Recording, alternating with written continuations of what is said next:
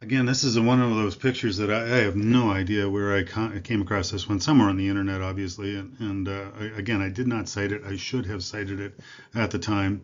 But this it came from somewhere in the southern U.S. And isn't it an interesting expression of a culture's view on guns?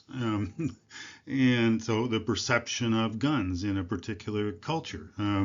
Americans seem to have a particular sort of love affair with anything that fires bullets, and here it is, represented in their mailbox of all things, out by the road. And so this module is about perception, and again, this is another one of those topics that you may be saying, well, what does this have to do with business? But to some extent, it has everything to do with business because we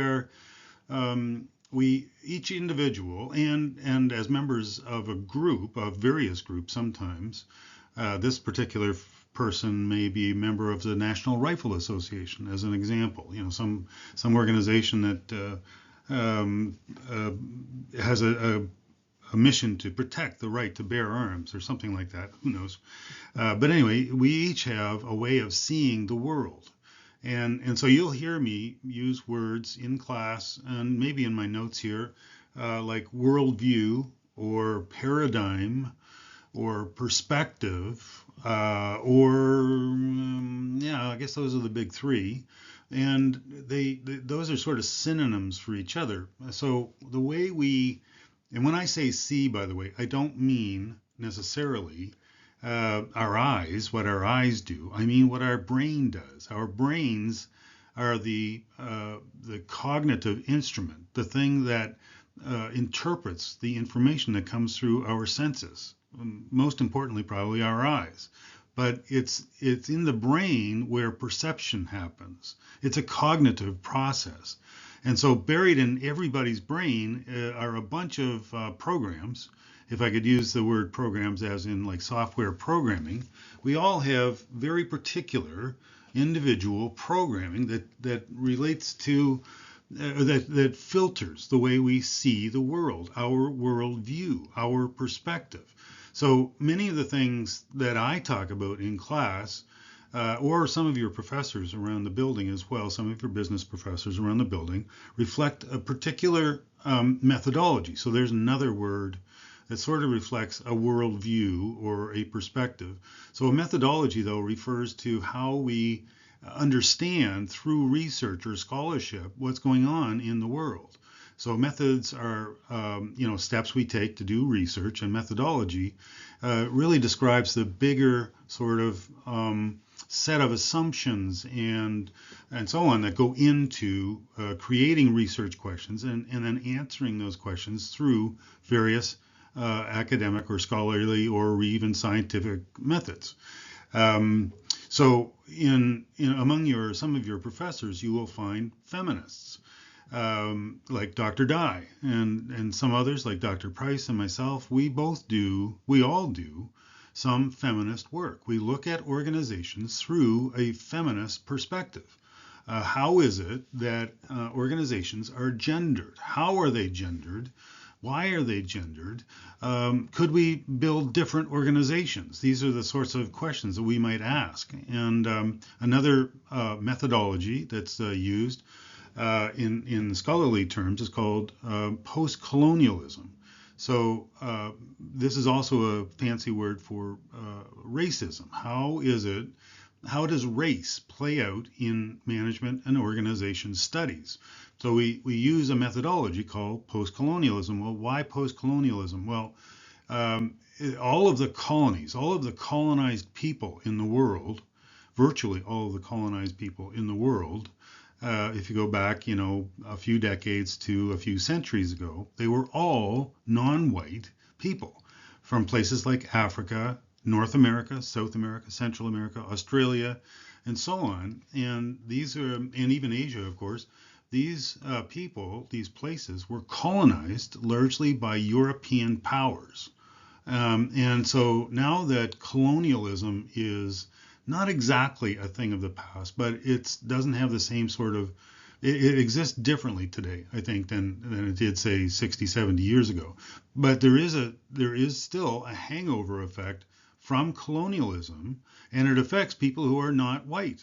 Largely affects people who are not white, and it can affect people who are women, for instance, who are non-white, differently than it affects men who are non-white. But it still has this sort of common effect on people who are non-white. So it is a study essentially of racism that continues today, but grew out of and is a hangover effect from the colonialism of decades or even centuries ago.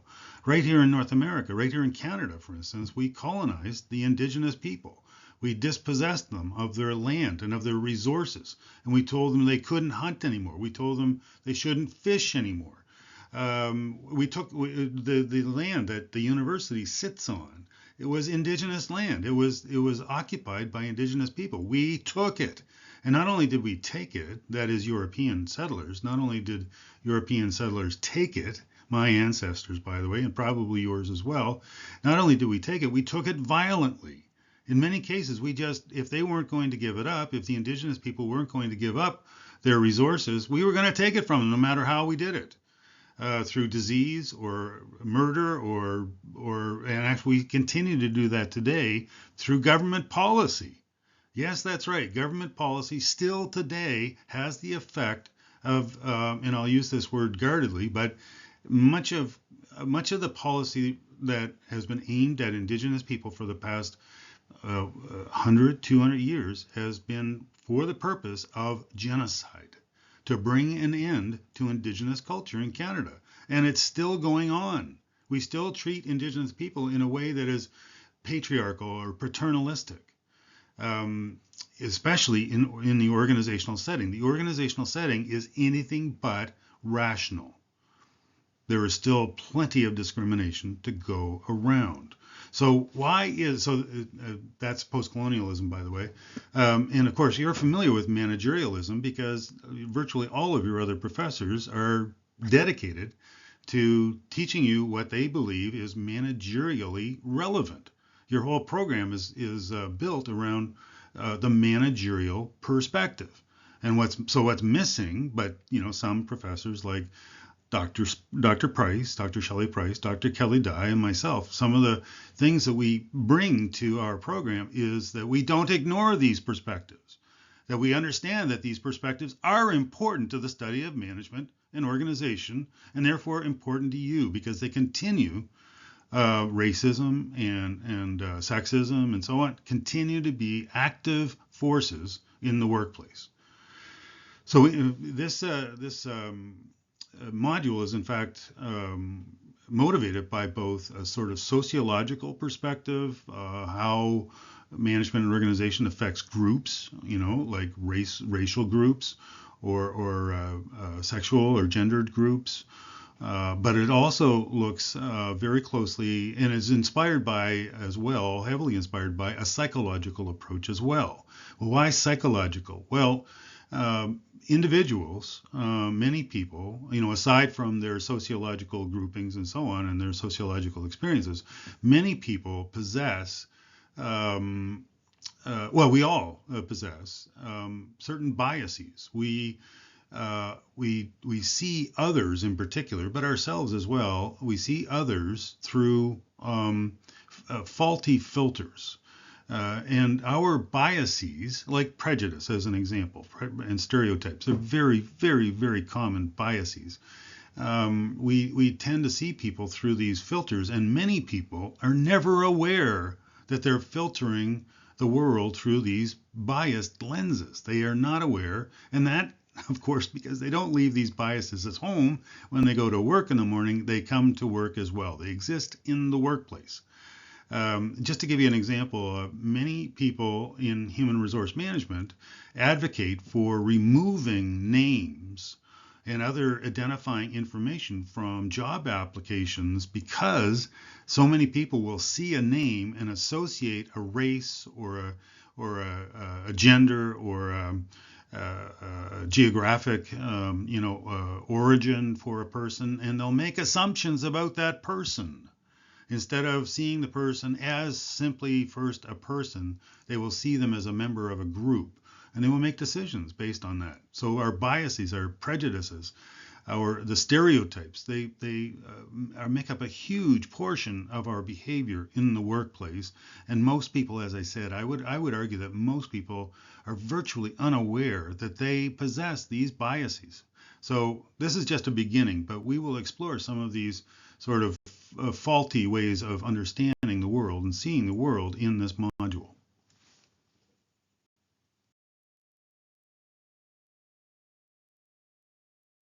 I love this picture. I came across it somewhere on the internet, and I apologize for not having a citation for it. I don't know where. Well, I do know where it came from. I don't have the citation for it.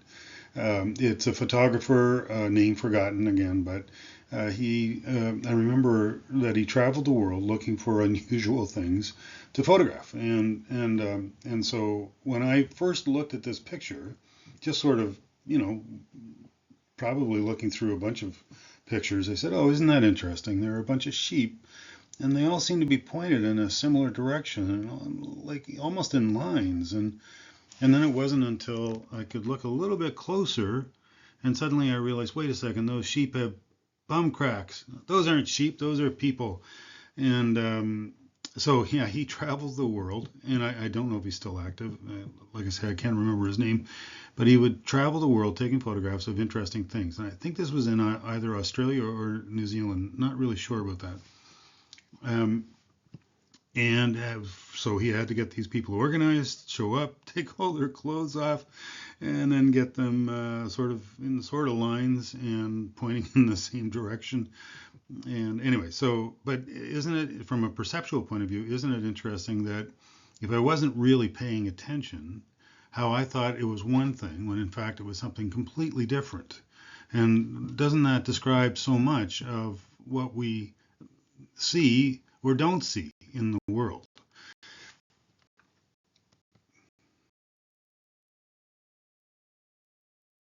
Here's another test of your perceptual prowess. So look at the figure on the left of this screen, and can you identify any objects in this figure?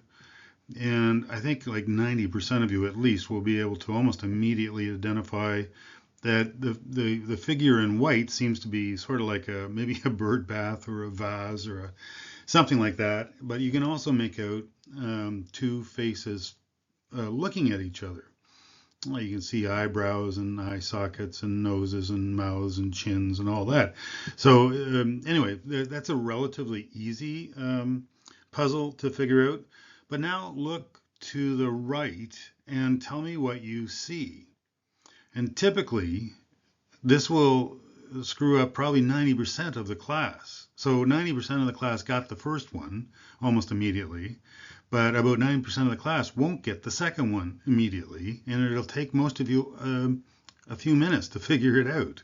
So I'll let you stew for a little bit and see if you eventually can come up with the figure on the right um, is. I won't tell you yet.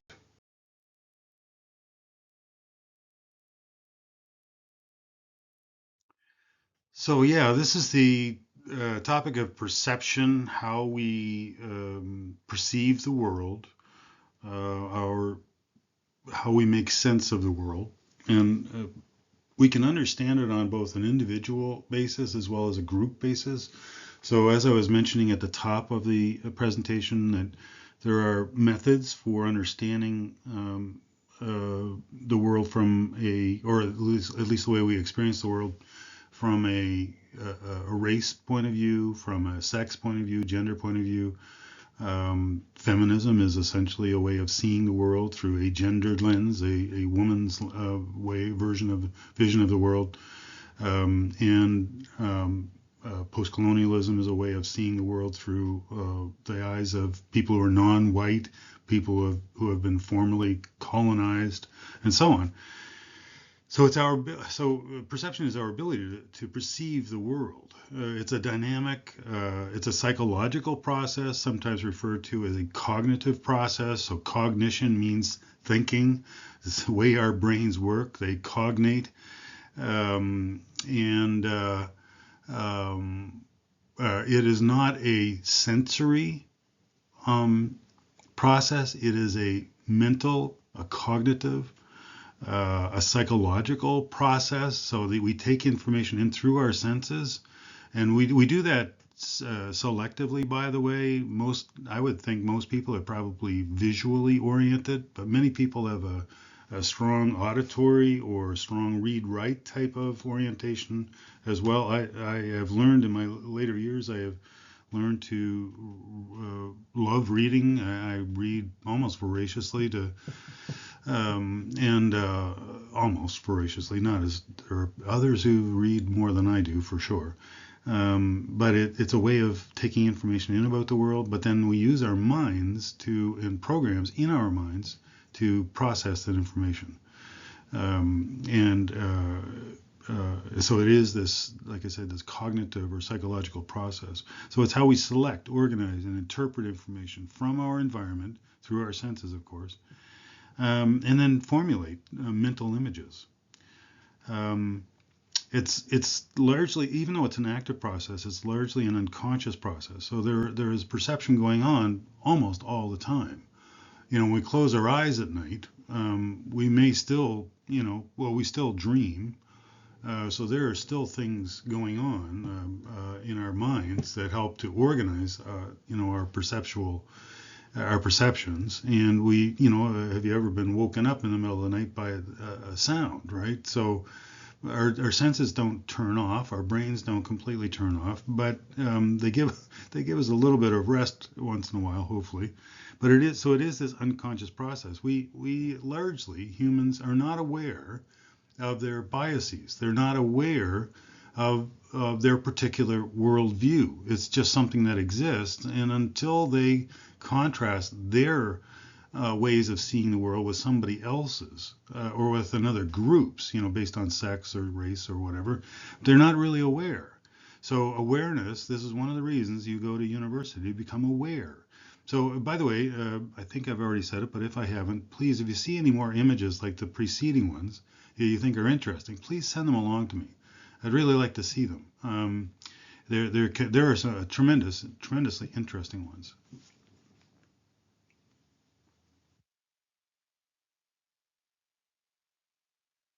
But one more thing that I wanted to say too. This is not only how we see others, but also see how we see ourselves, and how others see us. So perception, right? Perception is happening in a whole bunch of different directions all at once, especially when we're out among people. And of course, it's influenced by a whole range of sociological factors: race and gender, class, education, um, height, weight, a whole bunch of things can influence the way we see the world and experience the world.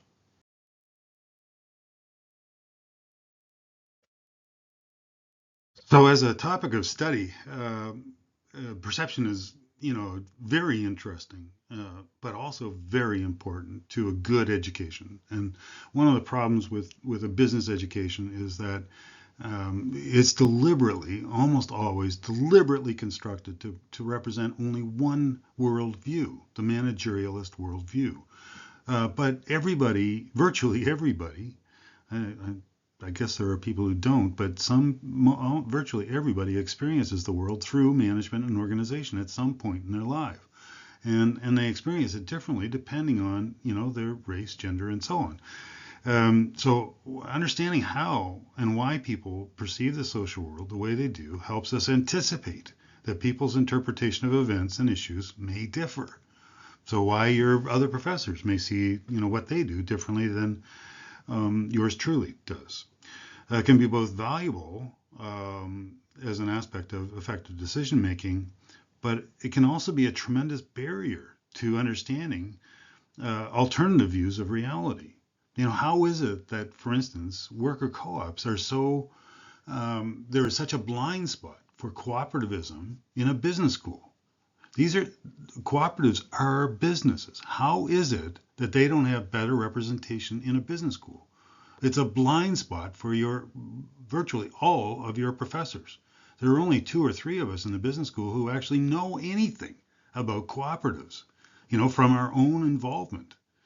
Um, uh, yeah. So how is that? Why? And I also mentioned in class, but I haven't mentioned it here yet, that another sort of aspect of perception that greatly influences the way people see the world and how they act in the world is their interests. So in business, one of the primary interests is in making money. The wealthy are wealthy because they've been very good at making money, and they see the world through. Not all of them, but many of them see the world through that lens of why are people holding me back from making more money? Why are they getting in the way of my investments? And so think about the oil, gas, coal industries, the automotive industry, especially the older players in the automotive industry, the General Motors, the Fords, the Toyotas, the Volkswagens. Why is it that they, I'm probably forgetting an industry or two here, but why is it that they resist and have actively resisted the sustainable energy alternatives? Why is it they keep telling us, both directly and indirectly, I should say manipulating many people who don't know better. They're manipulating people into thinking that gas and oil and coal and so on must continue. They must continue. But there is demonstrable evidence that we don't need those sources of energy, that we can get along easily without them, and we can make the transition very quickly. So because of their interest in making money in their investments, they try to convince us to stop, the transition to something that might help, humanity survive. So it's their interests that also shape the way they interface with the world and how they attempt to manipulate or shape our way of seeing the world, our way of perceiving the world. So can you appreciate now why I introduced the course way back, 6, 7, 8 weeks ago now, how I introduced the course with discussion of different approaches to management and organization studies. Why is it that managerial perceptions, a managerial perspective, worldview, is so privileged? And where are the other worldviews? And why is it that business professors, many of them, look down their noses at these other ways of understanding? Why is it they privilege so much profit making and property and the privilege of the wealthy? Why is it they want to keep that so tight to their chest? Why don't they want to open themselves up? What are their interests? And what is their, and can it be explained through a lack of awareness? Anyway,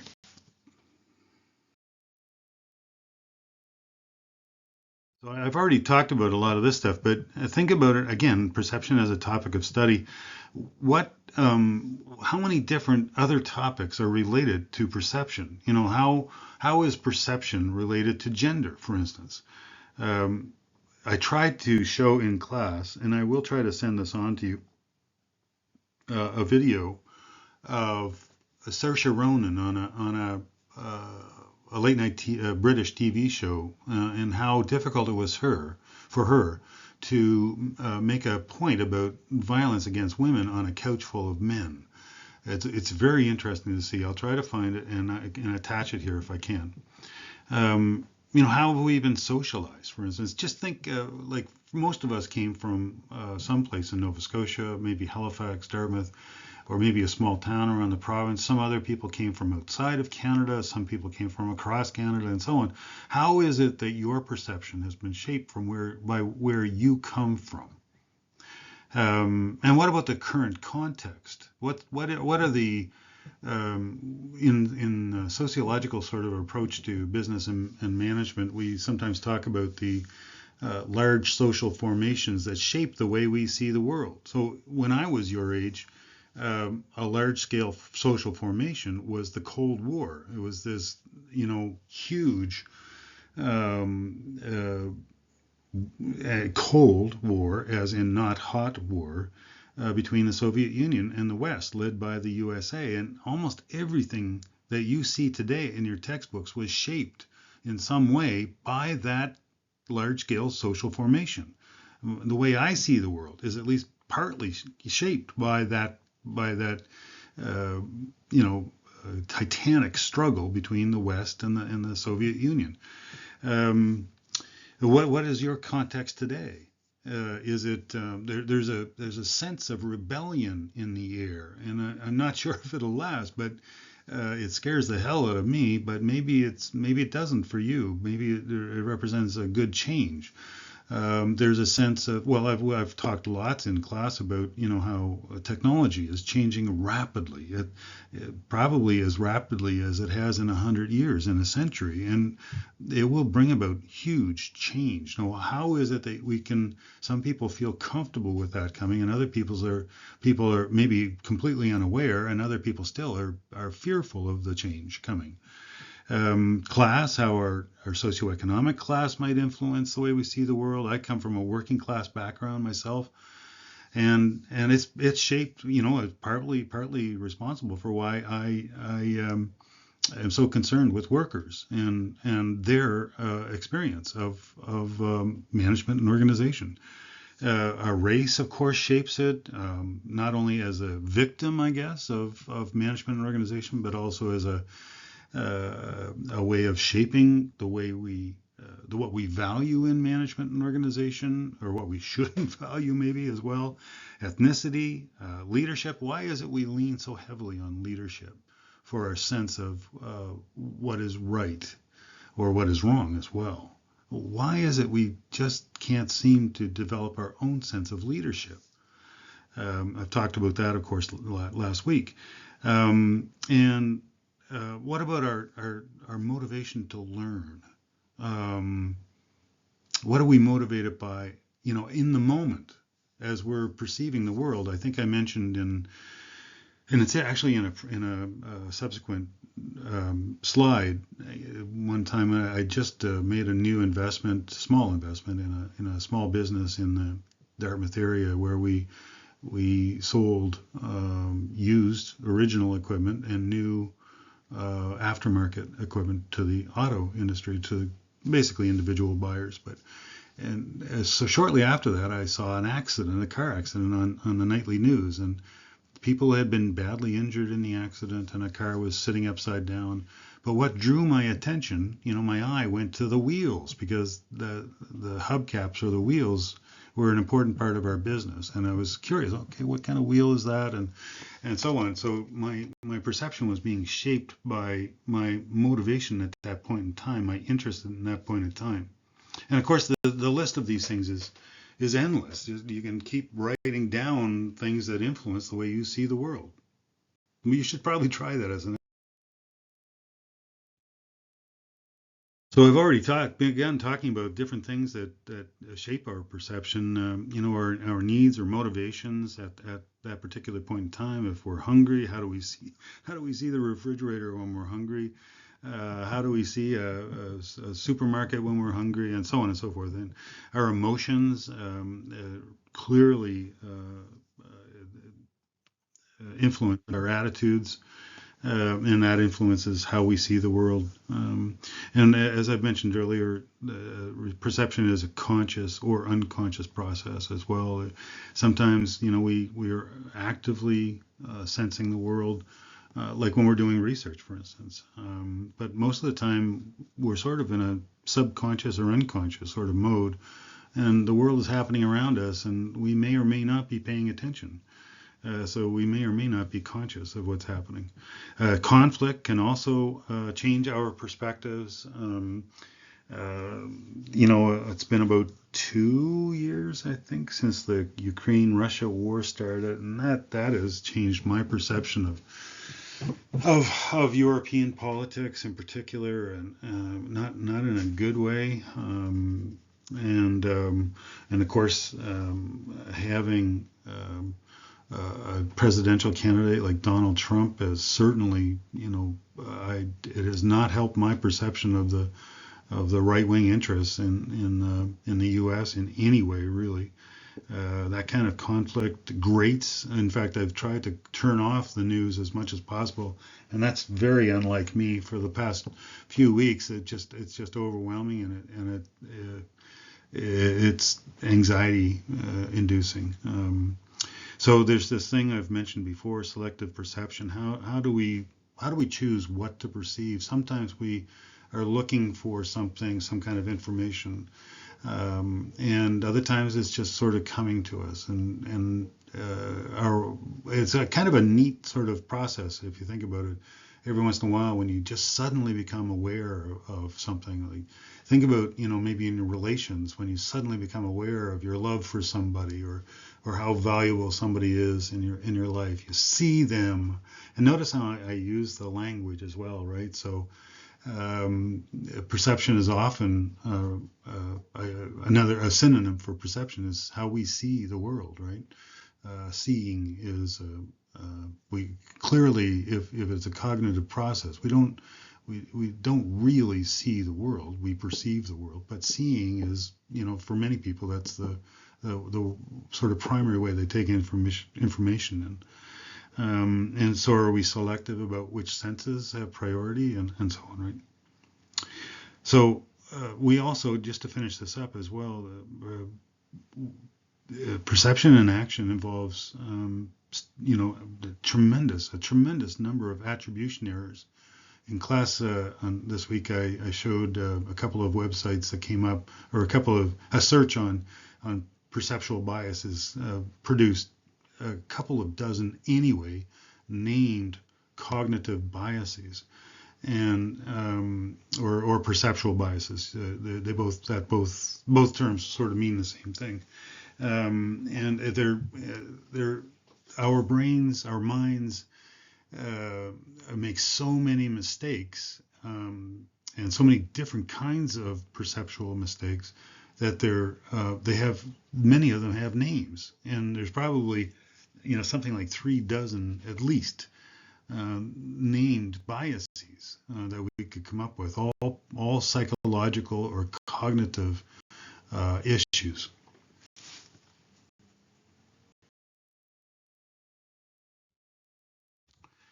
So how about a few examples, that you might relate to?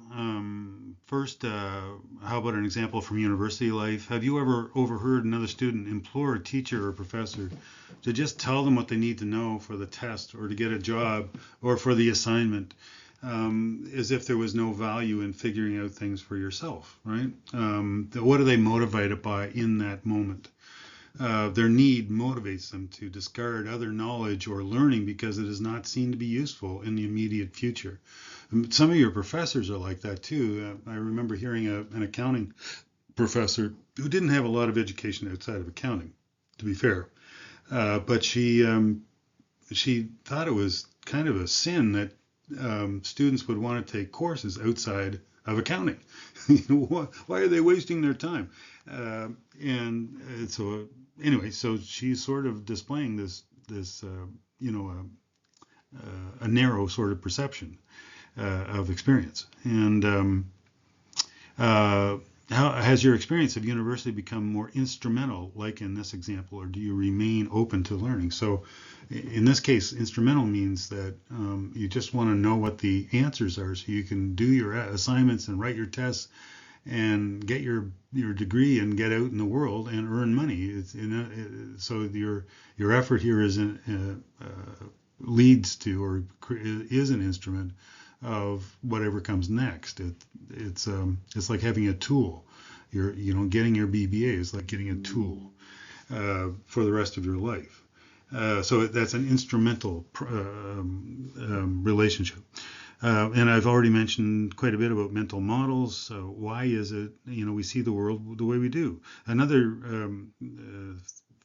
phrase that I forgot earlier is theories in use. So our worldview could also be described as theories of social reality in as we use them. And we're not even we don't even be some what this sort of idea says to me is that many of the so-called theories that drive our perception, the way we see the world, we're not even aware of them.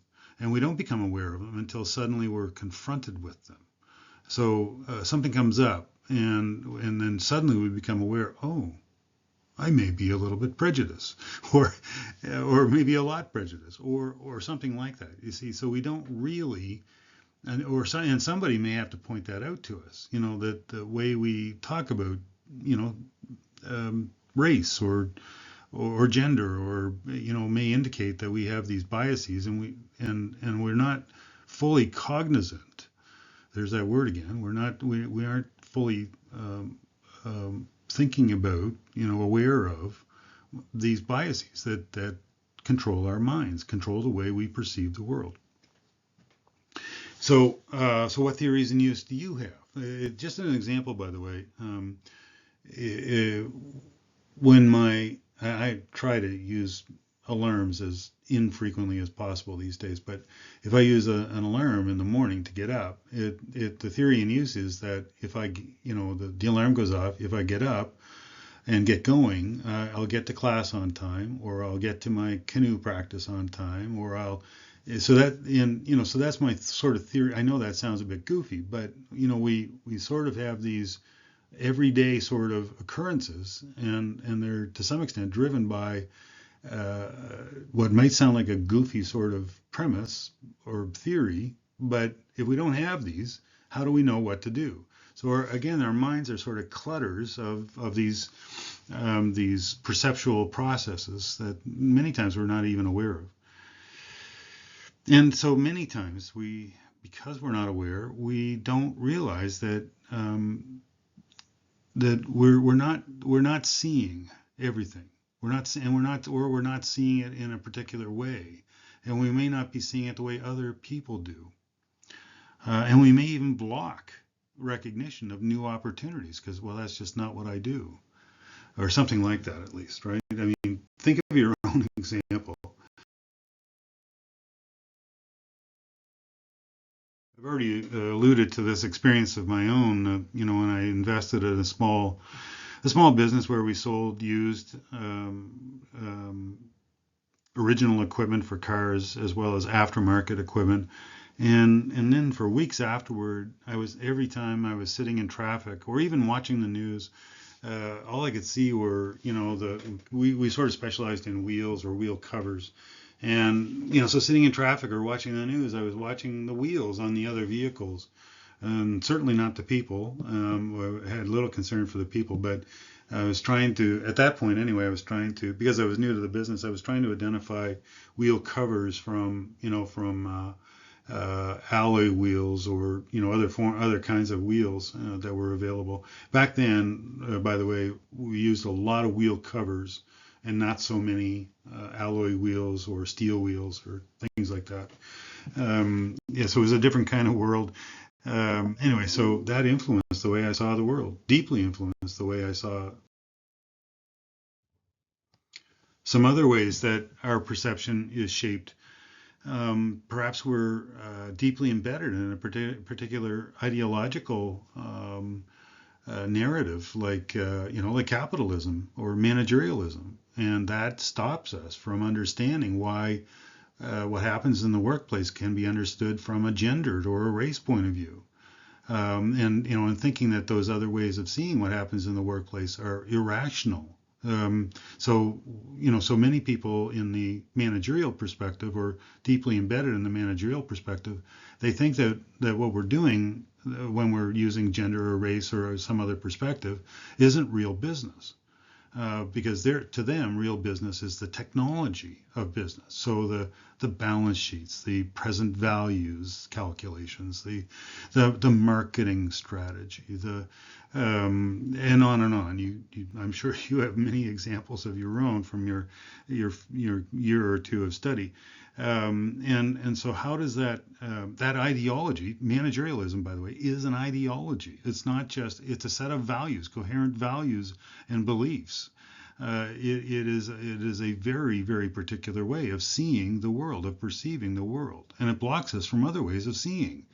So, I have had over the years, I have had many students who have said, have had bad reactions to things like worker co-ops because it didn't jive with what they understood business to be. And they fought back, and oh my God, well, how can you blah blah blah blah? Anyway, and not just in co-ops, but in many other areas as well. So their they don't even realize and actually, I guess, as well, it's not your professors, not only students, but your professors and many others don't realize that they're deeply embedded in an ideology, not in a universal truth, but an ideology, a set of coherent ideas, a way of seeing the world that, purports to explain the world, but there are other ways of explaining it. Stereotypes, of course, and prejudice are all part of how we shape our perception. Again, we're not always aware that it's an unconscious process for the most part. And here's an example in the workplace. Union members may perceive management as exploitative of labor, so they may not be as willing to see that management is trying to help, that they're trying to solve problems.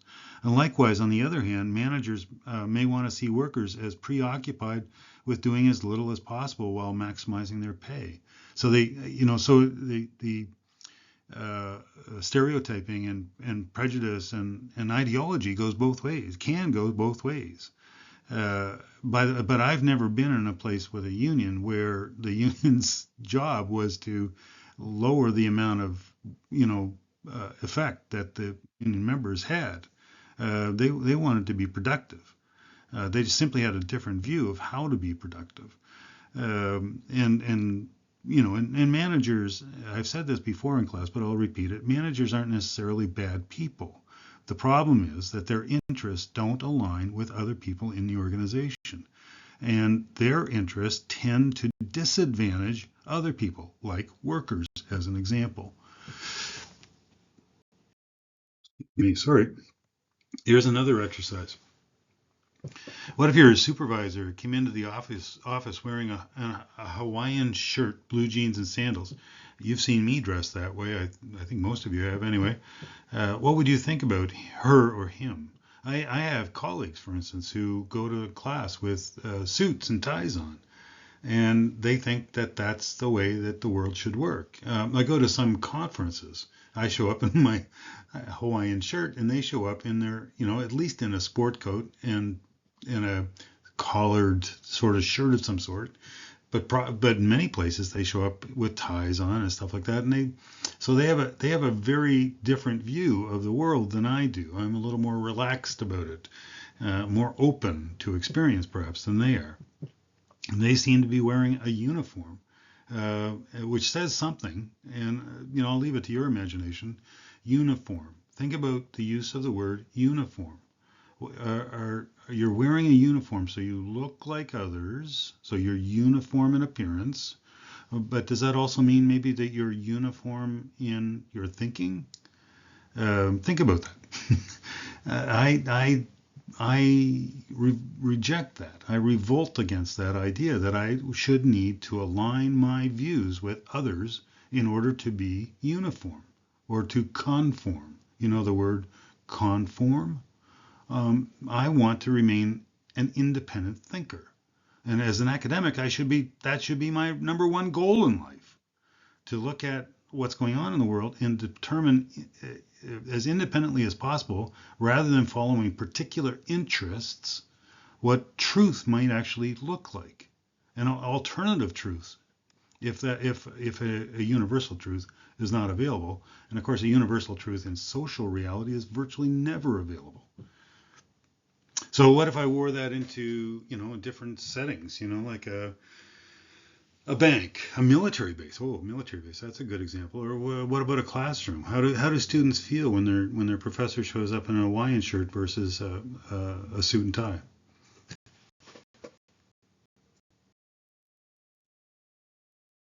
Just a little break here. You guys have already shown You have the skill to identify what's going on here. You can see faces, I hope, right? And each one of these sort of goblet-like elements in black, you can see that each side is a face looking at each other through the goblet, essentially. There's a face that seems to be laughing. There's another face. I can't really tell what that face on the right top is doing, but are they kissing or something? Maybe. Um, anyway, their activity seems a little different, and all we did was change a little bit of the outline. Anyway, what do you see? By the way, that last slide reminds me of the so-called Rorschach test. In psychological assessments, showing you ink blots and asking the customer or patient. I was trying to say patient. I think what they see in the ink blots, and in order to gain insight into how they perceive the world, what kind of filters are they using to experience the world. Anyway, here's a pop quiz. You have recently hired a 55-year-old employee who has always successfully worked for large firms. Your company is a small, closely knit organization with many young people who do not have as much work experience as this newcomer. One of the accomplishments you have prided yourself on is the attempt to provide employees with some of the things they want. To this end, you have instituted an informal dress code for Fridays. So the question is, you should expect that your new employee will be excited by the new dress code, will perceive the dress code in the same way as the other employees, may have a different perception of the dress code because of differing past experiences, or will ignore the new dress code. So I would suggest that probably C is the correct answer, the most correct answer anyway. That they would have a different perspective, a different perception of the dress code because of their past experiences in a large organization relative to a small organization, where small organizations do tend, in many ways, to be more informal than large organizations. Large organizations generally need to become, I use the word need guardedly, but they tend to become more formalized, more formal, and it's the standards, the expectations, would in a large organization probably tend to fragment quite a bit, and you'd have a whole bunch of different ways of doing things. So a more uniform approach would at least be seen as a way to adhere to a certain set of standards, whether that's true or not. But that would be the tendency in bigger organizations compared to smaller. So the person coming from the bigger organization to the smaller might have a different set of values. I'm intrigued, by the way, like from listening to me in class, that SpaceX, Space Exploration Company, is of interest to me. And recently, at least two senior employees from NASA have joined SpaceX for their human space program at SpaceX. So SpaceX is about to go, and is actually I shouldn't say about to go, they're in the process of going into human space travel in a big way. They've already sent not just NASA astronauts to space, but other astronauts as well. They're carrying private and SpaceX employees into space already. And within the next few years, they could be sending dozens to the moon and Mars, or hundreds even. And so these folks who have basically retired from NASA to go over to SpaceX, they can see the writing on the wall. They see that SpaceX is probably the future of human space travel, and they want to be part of it. But I wonder about their experience coming from a more formal environment like at NASA to a more informal and fast-paced environment like SpaceX. How that influences the way they see the world, and how will they adapt, and how will others at SpaceX react to them as well. I'm curious about that, and someday hopefully I'll get a chance to ask them that.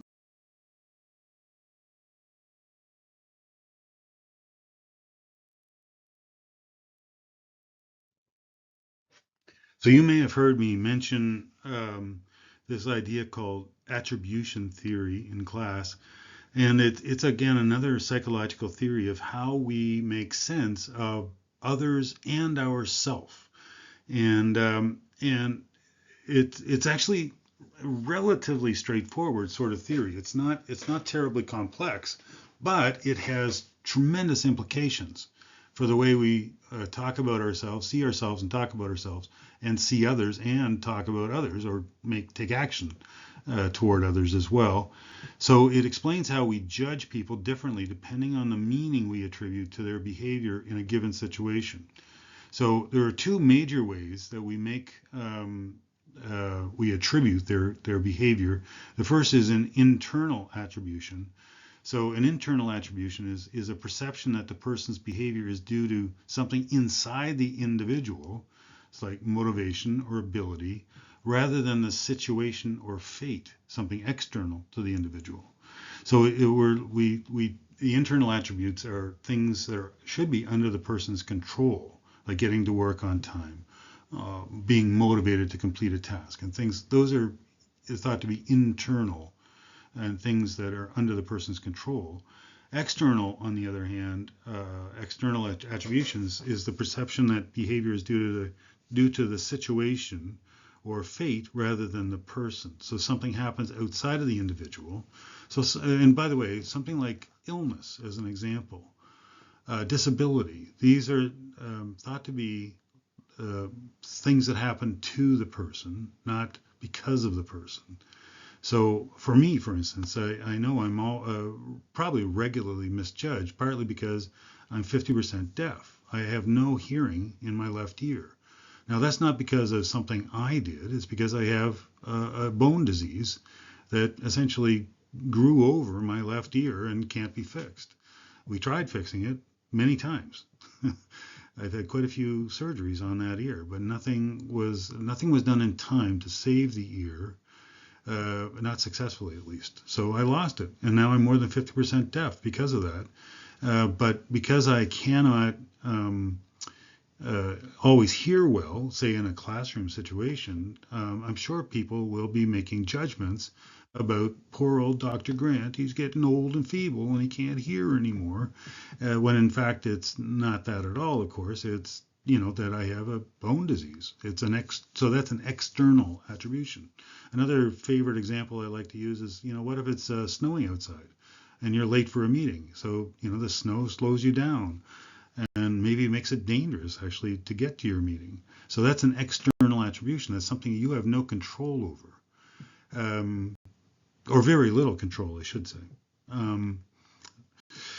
So those are the two ways we make attribution. Well, let's continue on with this.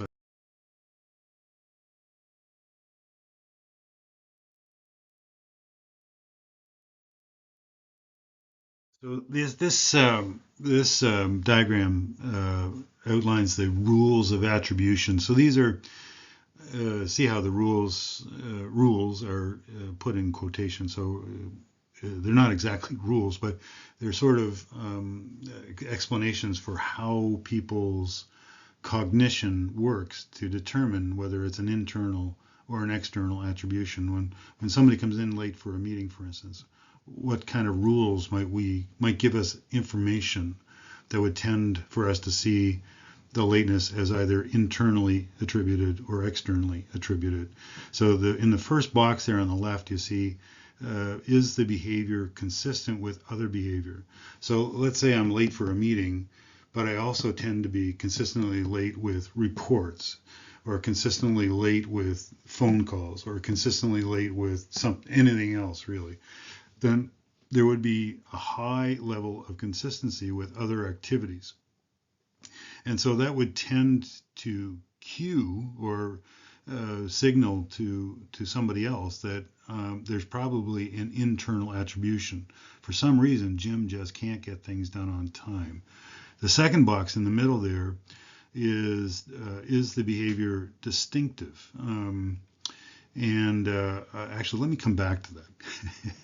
The middle one is the hardest one for me to explain, but the right-hand side one is actually easier for me to explain. So when if several of us, let's say, are late for a meeting, there would be, in a sense, there would be a consensus among the several of us who are late. So high consensus means that several of us are late, and there's more likely, an external attribution. If there's no consensus, if I'm the only one who's late, that would be low consensus.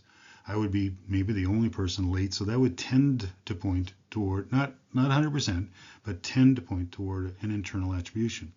And then in the middle, so if I am, I remember now. In the middle box there, am I consistently late for meetings, or is this particular lateness distinctive from my usual behavior? So if this is highly distinctive from my usual behavior, it would tend to point toward an external attribution, some cause outside of myself that led to my being late. Anyway, so interesting sort of rules, and like I said, the rules are in quotation marks because it's not written down. Those rules aren't written down. They're sort of theories of why we see the world the way we do. So here's an example of attribution theory in action again, featuring yours truly, Jim. Jim has just arrived late for work. This is the third time over the past 5 days that he has arrived more than 30 minutes late. However, you conclude that Jim's lateness is due to factors beyond his control, because that is an external attribution, because most other employees who also take Jim's route to work have also been late to work on these days. So that's a consensus, right? It fulfills the rule, the consensus rule, that Jim and others, most other employees, are all late on these days. So it's a high consensus, and it's an external attribution, and the only alternative that fits that is E. High consensus, because again, let's get to consensus here, because other employees who also take Jim's route to work have also been late to work on these days. So there's a consensus between Jim's behavior and most other employees. And so that is the only one that fills that. The only alternative that fills that is E, external attribution due to high consensus. And of course, it's external attribution because Jim's lateness is due to factors beyond his control. That's the definition of external attribution. So it's E. The option is E, external attribution due to.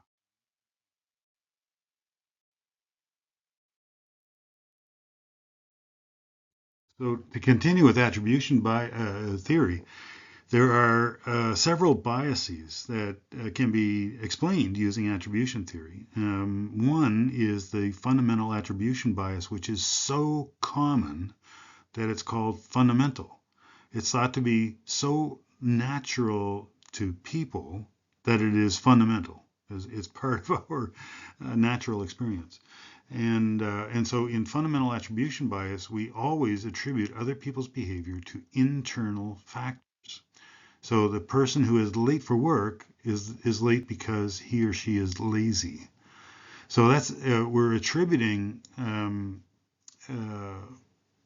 lateness to an internal attribution, when in fact there could be an external attribution for that lateness, and we could do that in error. And like I said, that kind of error where we look at others and make a misattribution of their behavior is so common that it's called fundamental.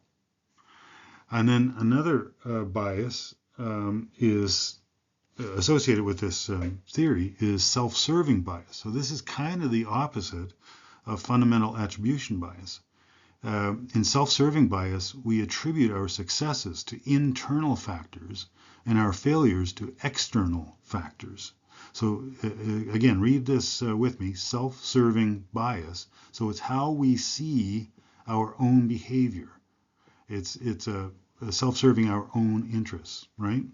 And so naturally, we would tend to see it's very natural for individuals to tend to see their successes as being due to some effort that that person made. So that's an internal attribution. Um, and when we make mistakes, we tend to blame external factors, or we attribute those failures to external uh, factors. Um, so why do we do this? Well, we do it because self-serving bias, because we we're trying to protect our sense of self. And so we tell ourselves little lies in order to preserve that sense of we're good people. We're not incompetent. We're not bad people. Yeah, so it's self-serving bias. So how about another pop quiz, putting you to the test again. So you are on a team with two individuals who are giving you trouble. The work has been divided among the three of you, and each time your team meets, Janet and Jim disagree about the progress of the team project. Janet is convinced that Jim's lack of progress is because he is inherently lazy and not because of some overwhelming problem with the project itself. The truth seems to be that Janet is not doing her part of the work.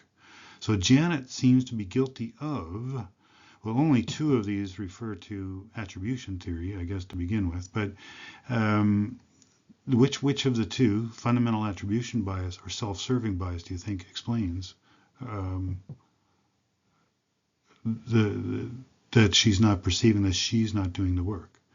It seems to be self-serving bias, right? So she perceives herself, she is basically blaming Jim for her lack of progress, or for the group's lack of progress. So that's looking for, so Jim is external to Janet, so external attribution. And rather than taking responsibility herself, she is committing a self-serving bias explanation for her, for the lack of progress. You heard me use this term earlier, conformity, and so just think about the way you dress, the way you talk, the way you don't speak up in class, and so on and so forth. These are all could be heavily shaped by your strong need to conform to some set of group standards, to some standard that the people around you would understand, even when those standards are clearly wrong. There's almost no good comes about from not talking in class, from offering your contribution. Trust me, your professors are, stymied by how little you guys contribute sometimes. And we just absolutely love it when a student, keeps contributing. Other students may not like that, but we sure as heck do, because those students, they're doing what adult learners should do. And they make life a lot more interesting for us. Even when the student is doing something that may not be exactly recommended, it benefits us. A good example of that is the Milgram experiment, and I sure hope this link works. If it doesn't, I'll try to find a new one. But this was a set of experiments quite a number of decades ago that involved shocking people. So two volunteers were set up. One was sort of like being directed by the experimenter, and another one was wired up and would receive shocks if they didn't do what the experimenter wanted them to do. And the interesting thing about the experiment was the extent to which the volunteers who were basically pushing the buttons for the experimenters, not the victims, but the ones who were sitting, I guess they are a form of victim too, but the ones who were pushing the button that was then delivering the shock to the other volunteers, they kept pushing the button. And because, what this seemed to demonstrate was that there was a great need to conform, even though they knew that what they were doing was causing pain, or they thought they knew anyway, was causing pain to others. They kept doing it because they were being directed to, and they felt this strong, strong need to conform. And it's a kind of used as a way, well, it is used as a way to explain why ordinarily,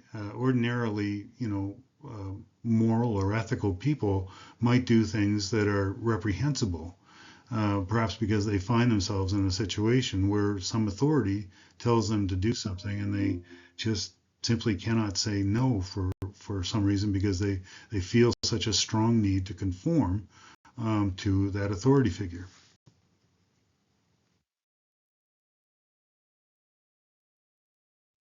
The Stanford prison experiment was also another example of an experiment that was um, used to demonstrate our propensity to conform to expectations. And in this particular experiment, one group of young, all white men took on the role of guard or prisoner, one or the other, and they all conformed to those roles. Virtually all conformed to those roles. It was quite remarkable.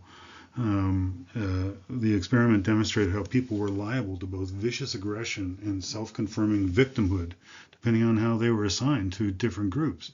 And they didn't do pre-selection sort of psychological tests on the individuals to see who might have a propensity one way or the other. They just randomly assigned them to the two different groups, but then the individuals within those two groups conformed to expectations of their role depending on which group they were assigned to. Um, anyway, and this kind of experiment, like the Milgram experiment and the Stanford prison experiment, would be very, very difficult to carry out any kind of experiment like this today.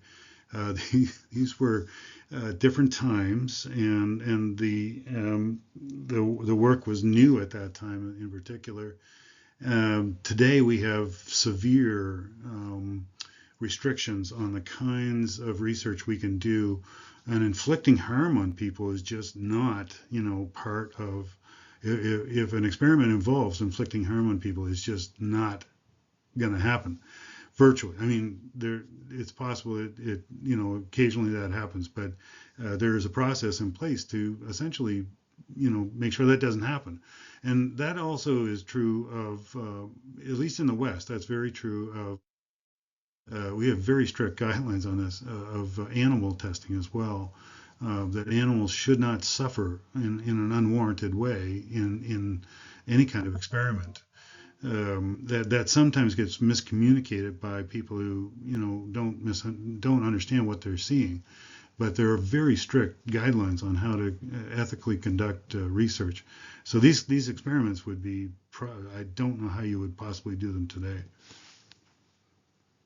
Oh, and by the way, the links for both the Stanford prison experiment and the Milgram experiment both work, or at least they take you to a particular YouTube video that is quite informative. Some other psychological theories that can help explain why we make so many errors as well in judging ourselves and others. Each tend to, it's theorized at least, we each tend to employ an implicit personality theory. We don't even know, in other words, it's not explicit. We don't even know that we're operating according to some sort of personality theory, but it's a set of concepts or assumptions that we use to describe or compare and understand people. And these theories in use, or these implicit theories, may lead us to form hypotheses or assumptions about what traits fit together in a person. And so we would tend to make assumptions about that person, based on like one piece of information that would then lead us to think that, oh, this must be true, without having direct evidence. So when faced with incomplete information, we may form a more extensive, consistent view referred to as the logical error. We assume that certain traits will always be found together, and we use cues, like limited pieces of information, to lead to our view. So these are basically theories of how we make these mistakes.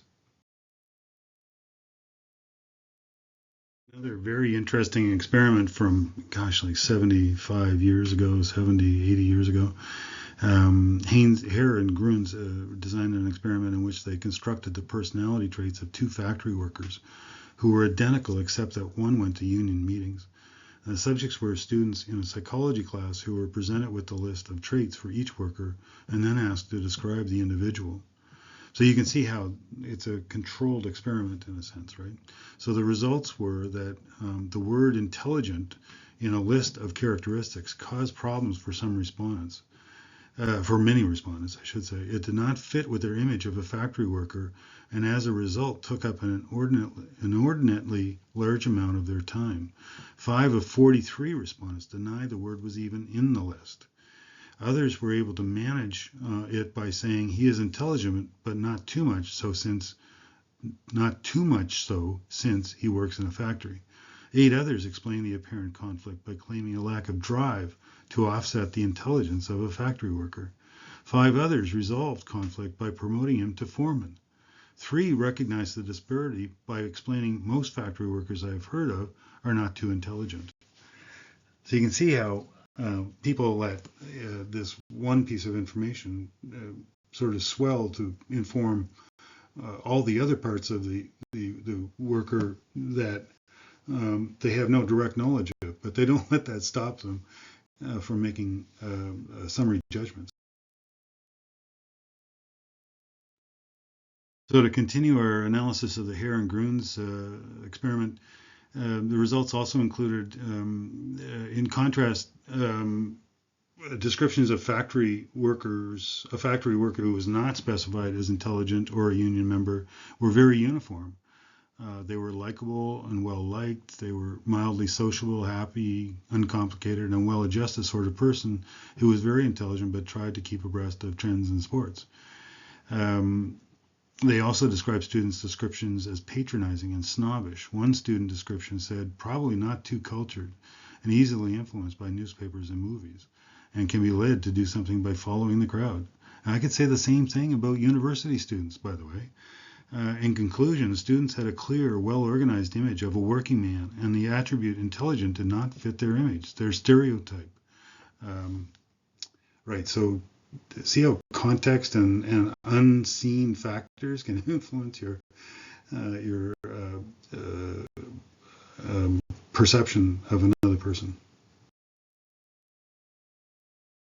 So you may get a sense of how stereotypes develop from the previous study.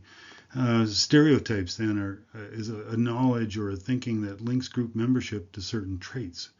So, women are like this, men are like that, black men are like this, black women are like, and so on. There's an example, blondes are dumb. Think of the Dolly Parton quote from earlier. And it may be, stereotypes might be a result of our need to categorize information in order to handle large amounts of data. In other words, it seems like we're busy, or we're lazy, or we're stupid, or whatever, and we tend to need to simplify in order to, perform, to find our way through life. But do we oversimplify? So we place people in categories according to easily identifiable characteristics such as age. So I'm pretty sure I get misjudged because I'm now a senior citizen. I'm 65 years old, at least in 2024 I am, and so am I misjudged because I'm older? When I have a hard time hearing in class, for instance, is it because of my age? And I'm sure a lot of students probably make that assumption. As I said earlier, I am half deaf because of a disease, not because of age. But making a link between those two would be very easy for a student to do, or other people as well. Age, sex, ethnicity, nationality, occupation, and then attribute qualities we believe are typical of that category. An essential feature of stereotypes is that they are usually negative and therefore offensive. They're not always negative, but they still can be, even though they're not always offensive or negative. even a positive stereotype is kind of offensive because you're using a shortcut rather than thinking and finding out about the individual. You're making a shortcut about the individual, taking a shortcut to your knowledge of that individual. Stereotypes might include the elderly being hard of hearing, as I just mentioned, foreigners having trouble understanding English, so we have to speak loud to them, women not being decisive. In the past, black men have been stereotyped as more violent than whites and up to no good. And you see how up to no good is in quotation marks, kind of response in various psychological experiments. You wouldn't remember Rodney King, but he was a black man who was beaten. And there are other examples, actually. Rodney King now is a sort of dated example, but there are lots of other examples of black men who doing nothing wrong, but then getting shot or beaten or harassed or whatever, simply for being in the wrong place at the wrong time. And it just keeps happening. In Canada, one of the sort of dirty little secrets of Canada is that we Indigenous people, but in particular Indigenous men, seem to be locked up well in excess of their representation in the population. Why is that? And I think the answers are complex, but we um, um, we do things to Indigenous people that we wouldn't do to others. Anyway, yeah.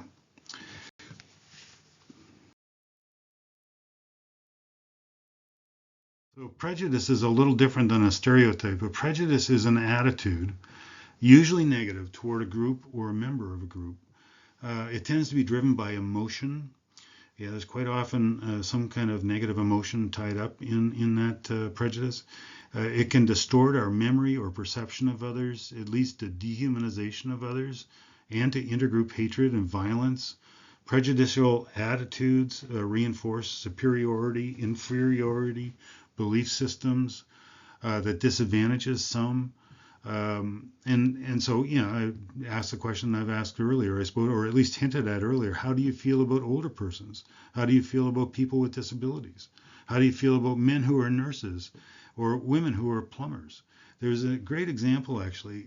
I don't have the the reference here, but I remember probably it's got to be like 10 to 15 years ago at least. There was a young woman who graduated from the community college plumbing program in New Brunswick at the top of her class.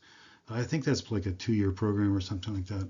So she was the best in the province coming out of the community college system, and nobody would give her a job. It was, there was such a barrier to hiring a woman, even though she was the best in her class, because women aren't plumbers, and I know that's 10 or 15 years ago, but I suspect that a young woman would probably have very similar experiences today. If not in plumbing, then somewhere else. Being an electrician maybe, or a firefighter, or a police officer, or something like that. Women still face a lot of barriers in these areas that were traditionally meant for men. So does prejudice influence behavior in the workplace? Well, of course it does. And so awareness training quite often deals with, like put yourself in another person's shoes. What would it be like if you were treated that way? So, what if you were a little older, for instance? And this happened to me actually. Last year I was coming back from a little vacation in Florida, and one of my hips, I'd already had one hip replaced with a artificial hip, and my other one was going. It was already wearing out, and so I used a cane. And I remember coming back from flying back into Halifax, and I used my cane. Why not? It was a long day.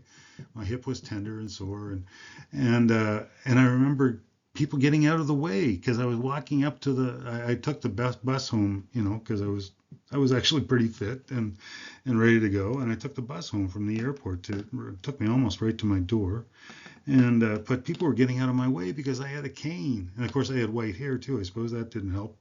Very very gray hair anyway, and their attitude was like, and I didn't need that help. But anyway, so that was a positive sort of thing. But it also sort of pointed out how easily those attitudes could have been negative. Yeah. So put yourself in another person's shoes. Here's another perceptual bias called halo effect. So it's similar to the logical error that we talked about a couple of slides back, but in that we have a tendency to let our assessment of an individual be influenced by only one trait. So the one trait becomes like a halo over the person's head in a sense, and then we judge them by that halo effect.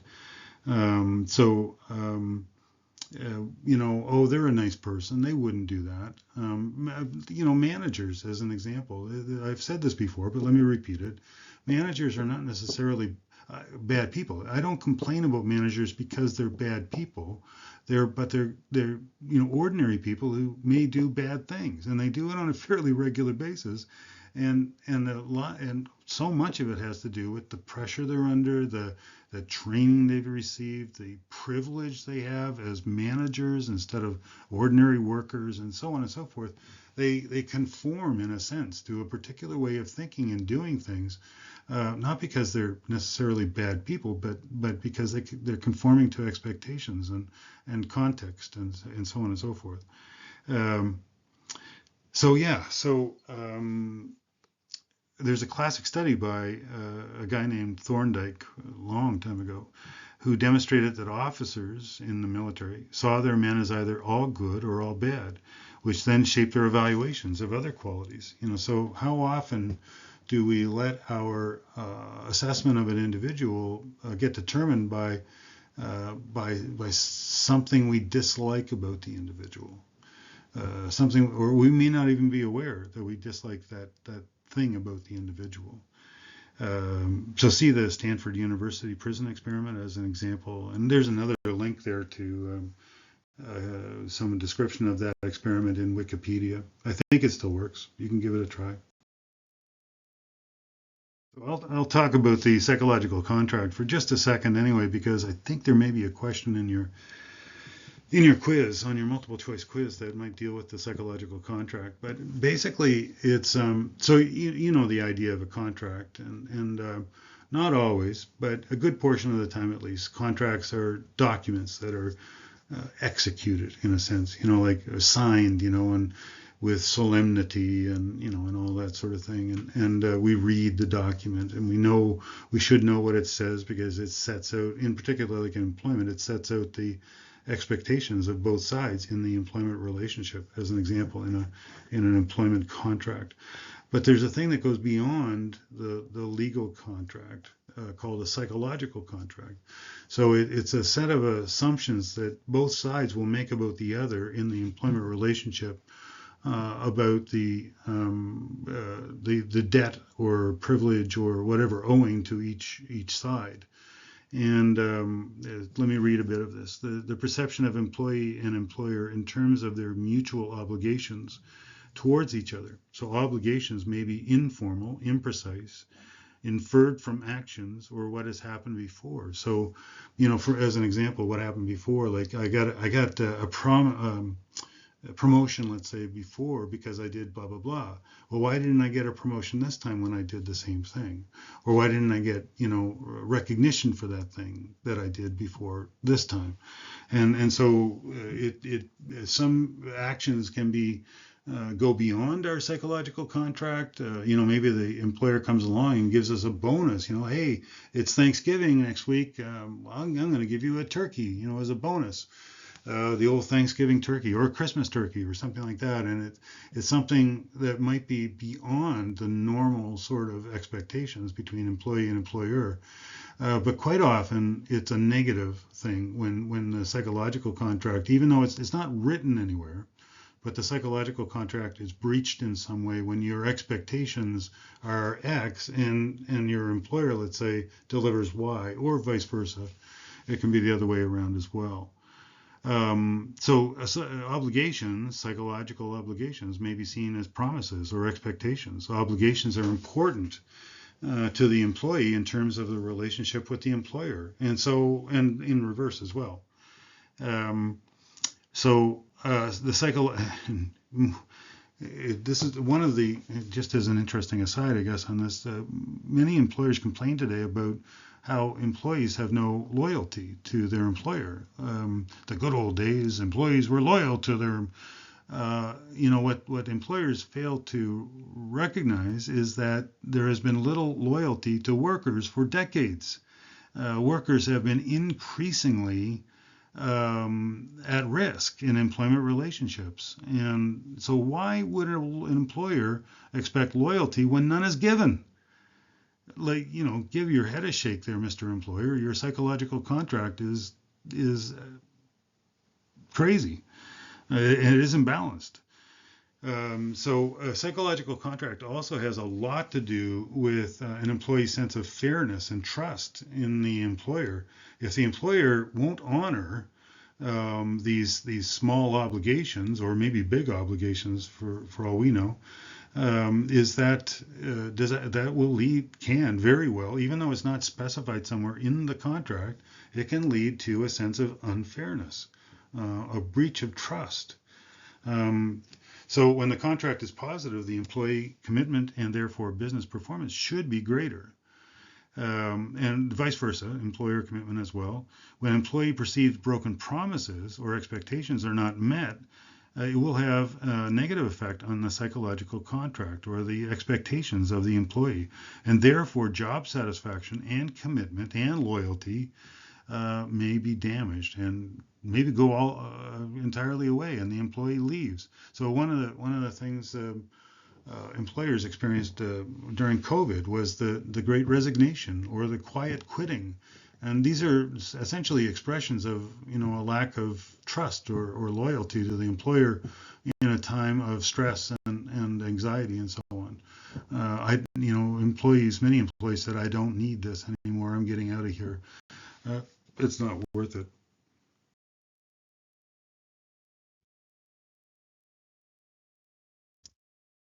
Interestingly, we may even stereotype ourselves.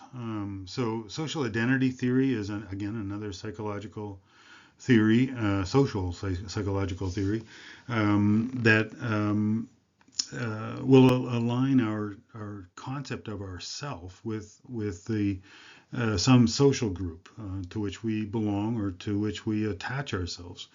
So, have you ever seen somebody go to a hockey game and wear the sweater of whoever their favorite player is?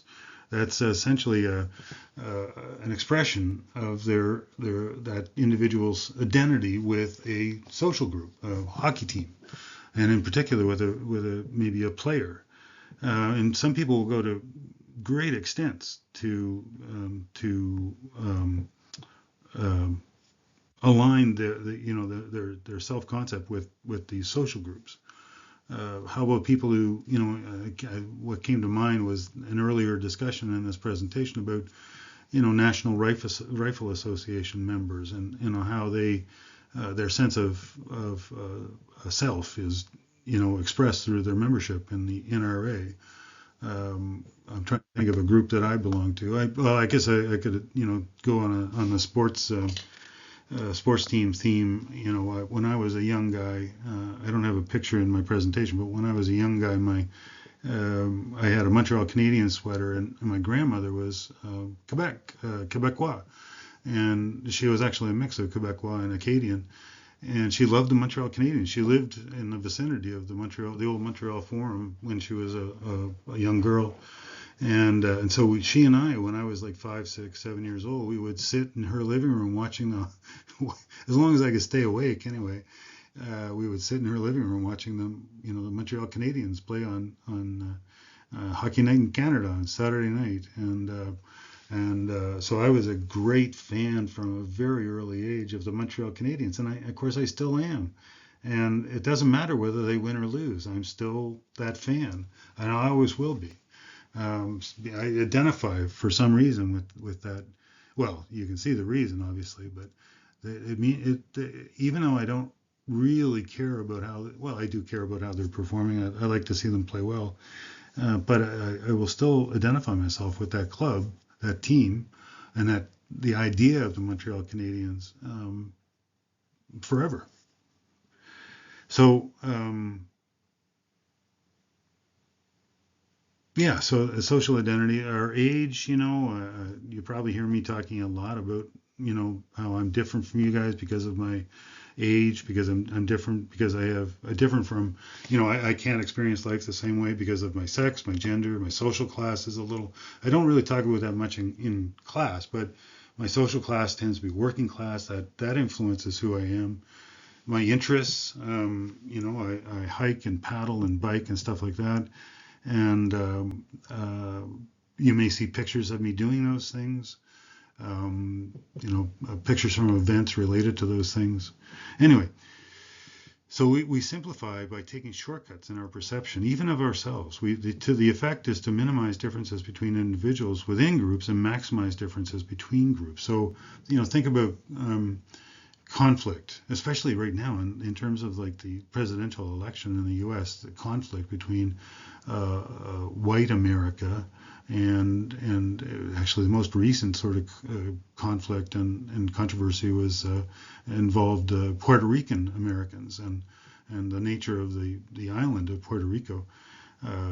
Trump and his minions were saying some really horrid things about the Puerto Rico and Puerto Ricans. It was really, but that's his nature as well. He is about encouraging the view that there are differences between groups. Rather than seeing everybody as American and everybody as belonging, he encourages them to see differences between black and white, Hispanic and white, and he's sowing, the seeds of discontent. He actively does that, even though there may not be real differences there to begin with.